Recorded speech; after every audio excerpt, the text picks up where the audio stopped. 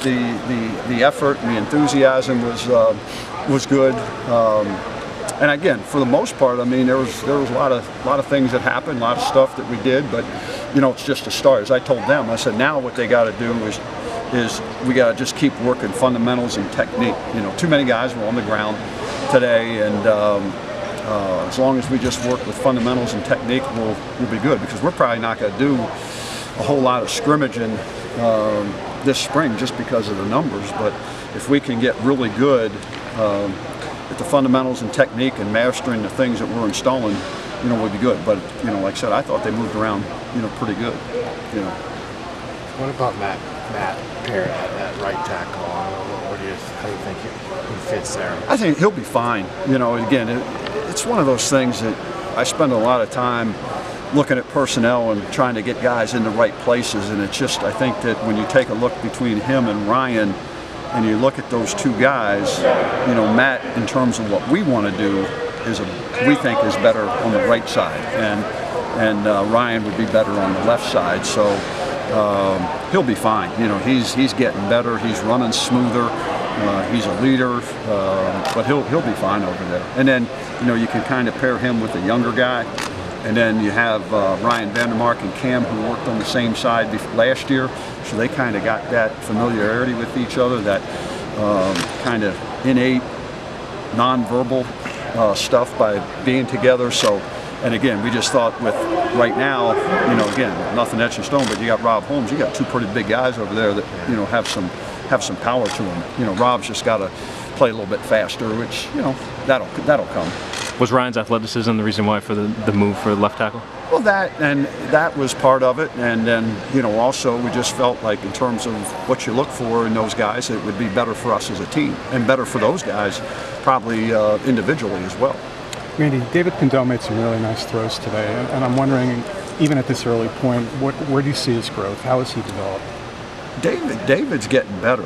We still have to work with him. He has a tendency sometimes where he doesn't drive the ball. He just tries to use his arm. Mm-hmm. But that's something we're working on. But you see a kid that's more comfortable now than what he was before, and I think he's comfortable with what he's doing, and you see that out there. And again, we just with what we're doing offensively, he'll probably just continue to grow throughout the spring. And the big thing I'm trying to do, and John's trying to do, is just get him to be a little bit more, vocal, and be a little bit more of a vocal leader, and speak up a little bit more to get guys going. Yeah, I understand he's a quiet kid. Yeah, he is. He's very quiet. It's he'll talk to you, but it's just one of those things where that's just not his nature. But as a quarterback, he's got to be able to, in his own way, be able to speak, and not that he has to yell and scream and all that, but he's got to be able to talk and do a little bit more than what he had been doing. He's gotten better, but he still needs to do a little bit more, in my opinion. Sometimes that's innate in kids. It's just not their core personality. It is, but even if sometimes it might be just, hey, let's go, let's move, it's just something like that. It's just, talking a little bit more. Mm-hmm. And I think what happens is once you get, and you see it, he's more comfortable with things, and as he gets more comfortable, then he's not thinking as much, and then he can do, other things. Mm-hmm. Hey, Coach, what would you say the talent level is of this team right now? I mean, you've had a chance to bring a few new guys in and whatnot. So how much better is it, would you say, than last year?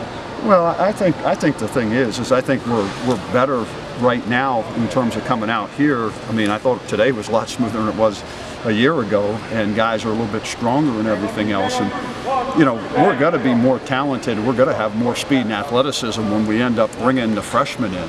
And guys, there's guys here on the team now that have improved tremendously just over the 6 weeks.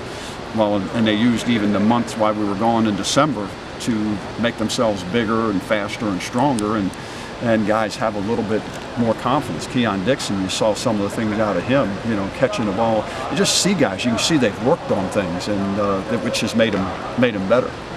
When you take a program over, is year two usually a year of great growth in terms of what year one was like? Well, you would like it to be, but again, the one thing is we're going to be a really young team, and that's not an excuse. We'll get them to a level where we want to get them so we can compete and win. Mm-hmm. But when you're going to have anywhere between probably 72 and 75% of your team is going to be freshmen, redshirt freshmen, and sophomores.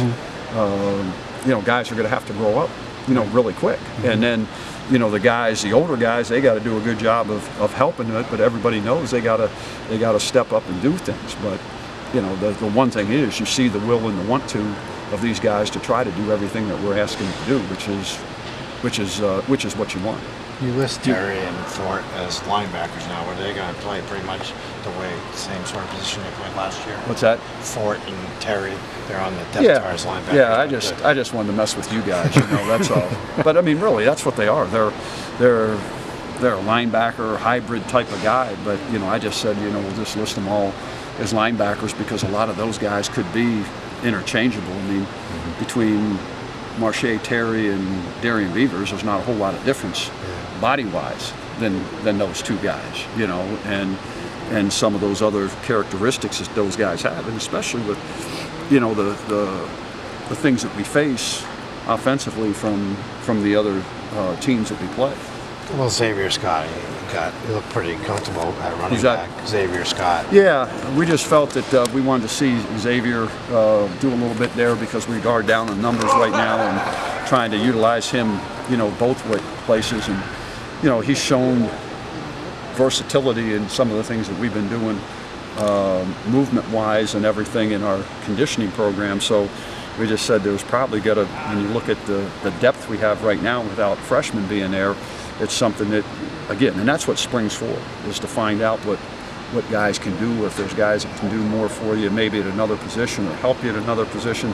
That's why, here it's about fundamentals, techniques, guys learning the system, and then also working with these guys to find out and evaluating them to see where they can help you, whether it's a guy on offense who might be able to help you on defense or vice versa, or a guy on offense and defense, how versatile they can be in some of the things you want to do. That to me is what spring practice is all about. Tyler, go ahead. Tyler Coyle, state-grown kid, really great high school career.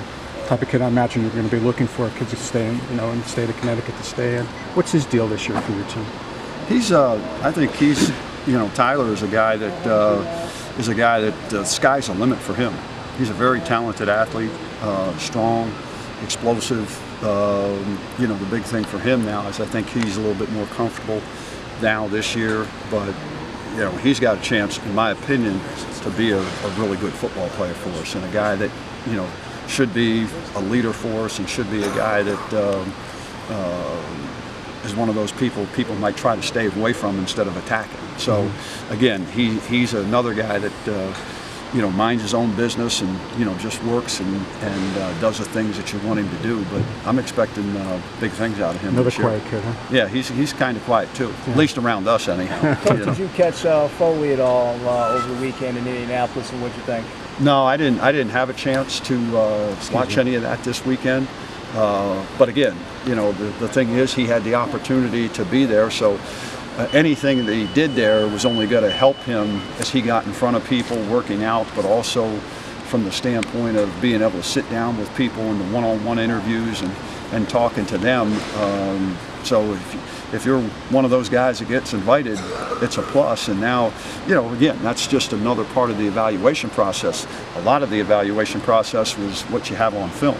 And now the combine is another one from a medical standpoint, and then watching guys work out, and then also sitting down and them, giving you questions that you might not be ready for them to see how you react. So I'm sure Foley took advantage. I know Foley took advantage of that opportunity and appreciated it and did everything that he could, I'm sure, to put his best foot forward. Now he's got to have another opportunity, here when we have pro day. Have you had a chance to talk to Jamar? How disappointed is he not to be invited, and what do you tell him? No, I haven't talked to Jamar.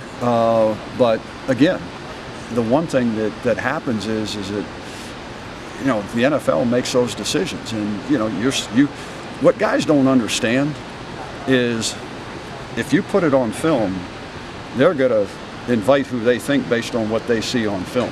So that's what everybody has to understand, is that it's what you do on film, and then it's how you carry yourself on an everyday basis within the program. And because those guys come and ask and talk, and they watch the film, and they see how guys perform. But like I said, now him and the rest of the guys that didn't get an invite to the combine, they're all going to have an opportunity at pro day. But the bottom line is, it's what you put on film, that really matters more to those people. Now, if you're a height, weight, and speed guy, it might give you an opportunity. But if you're not a height, weight, and speed guy, then you better have great film to put on there for them to say, hey, yeah, I want this guy in our organization, and we want to invest, this kind of money in this young man. Coach, last thing, we've watched your tweets and all that over the last few weeks. What sort of response have you gotten from the public at large, from the UConn community, from the stances you've taken? Everything I've gotten has been very, very positive, from student athletes, from high school coaches. I mean, everything's been very, very positive. How would you assess John Dunn's first practice as offense coordinator? John's a pro. He's a pro. I mean, he's got so much experience and so much knowledge. I mean, you saw, the offense, there wasn't a whole lot of issues there or anything like that. And that's a credit to John and his leadership capability and his ability to work with other people and install the things that they wanted to install. But, you couldn't even tell that, if you sat back and watched, you couldn't even tell that it was the first day of a new offense. You talked a little bit on Friday about the loss of the amount of leadership, especially on defense. And then you mentioned earlier today about how young you guys are. Are you hoping to instill or put together a leadership council as you head into the summer to help with that? I've kind of been going back and forth on that a little bit. We could have captains. We'll see how it all plays out. But the one thing that I like, that these guys, there's a lot of leadership within.